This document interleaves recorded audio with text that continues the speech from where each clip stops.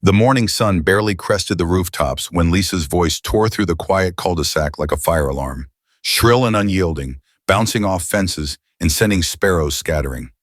She stood in her lime green sun hat, a sash proclaiming Queen of Unity draped over her shoulders, staring into the dry, empty pit where my pool used to shimmer. Around her, a chaotic scene froze. Folding chairs, wilting balloons, and a baffled DJ scratching his head in someone else's backyard. My backyard. I sipped my iced coffee, rocking gently on my porch swing, and called out, just loud enough, maintenance. Lisa should have checked with me first. Her face twisted, eyes wide with fury, as the summer splash bash she'd hyped to half the neighborhood without my permission crumbled before a single kid could jump in. But to understand how we got here, how Lisa's empire of clipboards and lies imploded over my private pool, we need to rewind. 3 days. I'd moved to this sleepy suburb 9 months ago, trading city stress for a quiet life. My house, perched at the end of a cul-de-sac, came with a wide lot, a tall fence, and a custom-built in-ground pool that gleamed like a sapphire.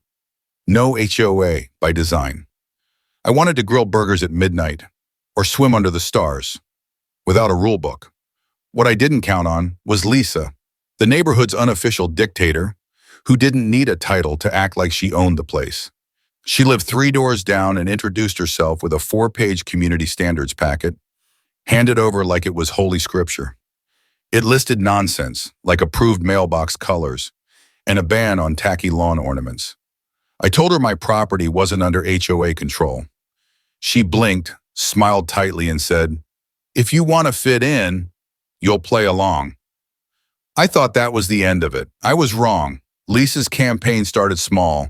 She caught me watering my lawn and commented that my roses were a touch too wild. A month later, she measured my fence with a tape measure, muttering about sightline violations. When I mowed the lawn shirtless on a 90-degree day, she left a note suggesting, "Modesty benefits the community." I ignored her, but then she saw the pool. I'd finished it in May, complete with smooth concrete, crystal clear water, and LED lights that glowed at night. I was proud, maybe too proud. I posted a photo on the neighborhood's Facebook group. "Pool's done, summer's here." Within hours, Lisa knocked on my door, clipboard in hand, her smile sharp as a knife. "I have a brilliant idea, Tom," she began.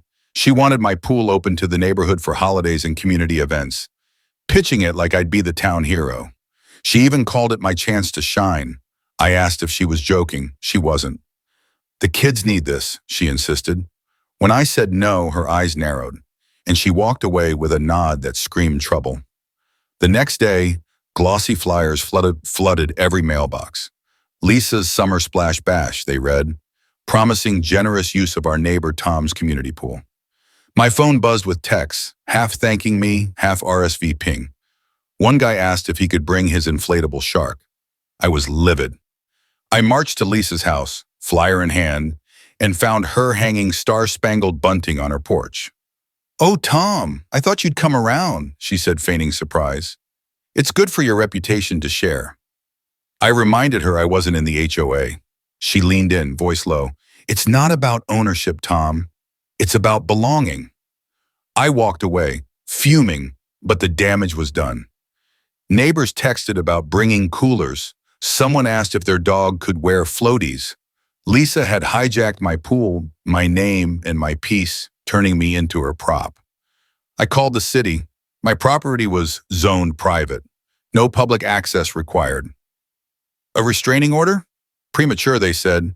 I taped legal documents to my fence, stating my rights. Lisa tore them down and replaced them with a sign. "Splash Bash Prep." "Thanks, Tom." I caught her on my security camera, bold as daylight. That's when I snapped, not with anger, but with cold, clear resolve. I texted my pool contractor. Could it be drained safely? Yes. Quickly? Yes. Legally? Absolutely. So I waited, letting Lisa build her fantasy while I planned her downfall. The morning of the party, as food trucks rolled in and the DJ tested his speakers, I flipped the drainage valve. By 10 a.m., the pool was a dusty crater. And Lisa's scream? That was my reward. But she didn't stop there. A group text went out to the neighborhood titled, "Splash Bash Misunderstanding." Lisa claimed I'd backed out last minute due to a maintenance issue, wishing me healing. My name appeared 8 times, each one a these. Neighbors texted asking if my pool was vandalized or if I needed help refilling it. I didn't reply. Instead, I reviewed my security footage. Lisa had trespassed 5 times. Measuring my fence, photographing my pool, stapling flyers, removing my notices, even using my garden rake to prop up her banner. I took the evidence to the police. Officer Dan, who knew Lisa from her endless complaints about unauthorized Christmas lights, sighed.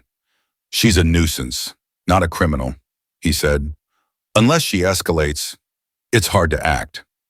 I nodded. Escalation was Lisa's specialty. That night, a new neighbor, Sarah, messaged me.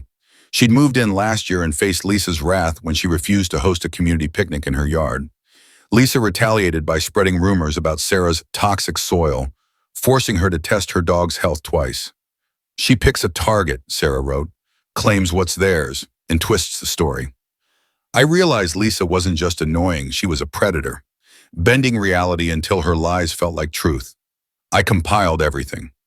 Property deeds, zoning laws, footage, texts, flyers. My lawyer, who'd handled the shady contractor for me before, called it a strong case for trespassing, but said I'd need more for harassment.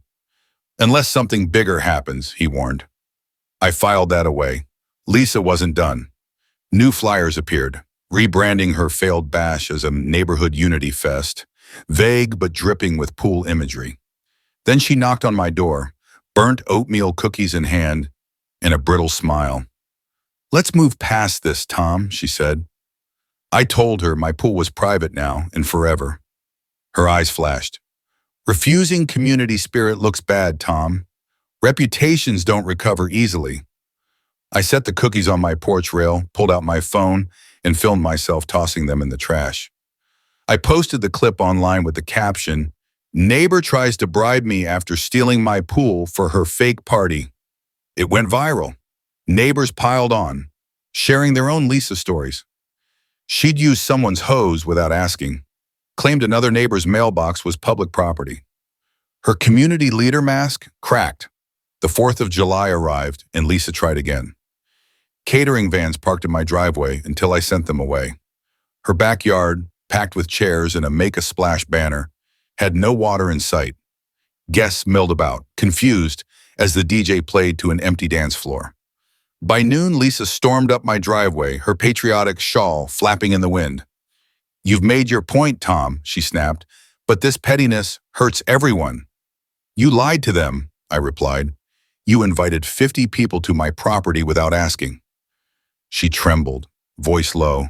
"You can't keep winning." I laughed. "You're the one writing the villain script." What she didn't know was that I'd recorded her outburst, another piece of my growing case, and then it all unraveled. Guests left in droves, muttering about false promises. The food truck stopped serving when Lisa couldn't pay. Deputy Maria, who'd already seen my footage, rolled up in her cruiser. "Ma'am," she told Lisa, "you've made false claims and caused a safety issue. This is your warning. Next time, it's legal action." Lisa sputtered, her face a mix of shock and shame. Her banner fell. A kid kicked over a soda cup. As Maria drove off, Lisa shot me a look of pure venom, but her throne? Gone. Just a yard of warm lemonade and broken dreams.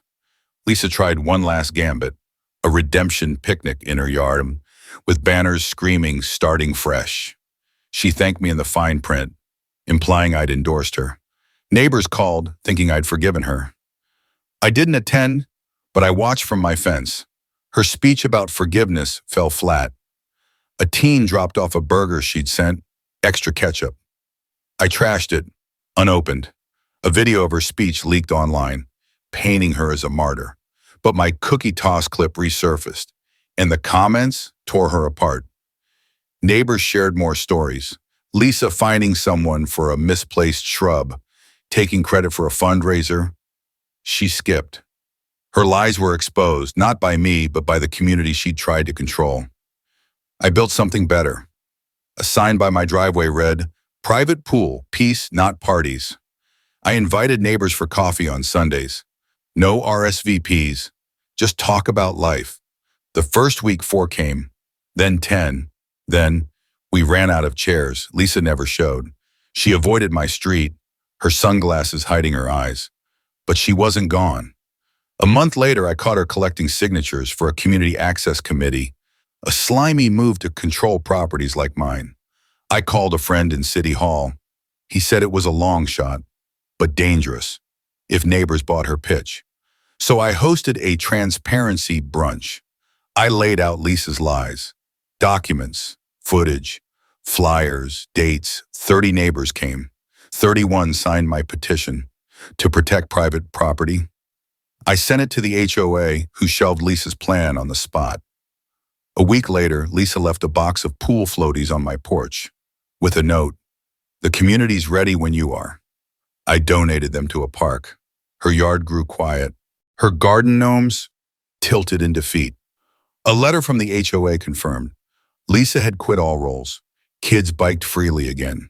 Grills sizzled. The air changed. One night, a daisy appeared by my pool gate. No note. It wasn't an apology, just Lisa's silence. I buried it under a tree. Spring brought a final gift. Caution tape and a note. "You won't need this. I'm done." I believed her, not because she meant it, but because the neighborhood had changed. They saw her now. They saw everything. They saw the fake flyers, the trespassing, the way she weaponized community. And they chose something else. They chose boundaries. Respect. They chose Sunday coffee over splash bashes. Not everyone gets a clean ending with a bow, but sometimes silence is the apology. And sometimes the best revenge is just refusing to be a victim. Moral of the story: respecting boundaries is the foundation of true community. No amount of fake unity or manipulation can replace honest consent and personal ownership. When people stand firm with integrity, even against social pressure, they not only protect their peace, they inspire others to do the same. Entitlement may be loud, but quiet strength always outlasts it.